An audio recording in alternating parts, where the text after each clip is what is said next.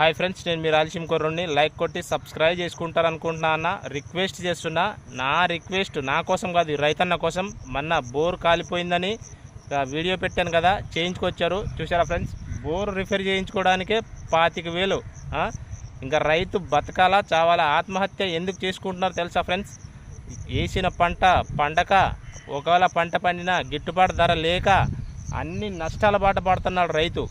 అందులోని ఈ bore కాలిపోవడము, motor కాలిపోవడము అన్నీ వాళ్ళ మెడకే చుట్టుకుంటుంది. దేవుడు ఎందుకో పేదవాడు చుట్టే తిరుగుతాడు, డబ్బున్నవాడు చుట్టూ తిరుగుడు. ఎందుకు ఫ్రెండ్స్? అది పేద రైతులకి. ఆత్మహత్య చేసుకుంటున్నాడు పేద రైతులు అంటే ఇంకెందుకు? ఇంకా ఇలా నష్టం వస్తే ఆత్మహత్య చేసుకోడా? వాళ్ళ కుటుంబంని ఎలా పోషించాలి?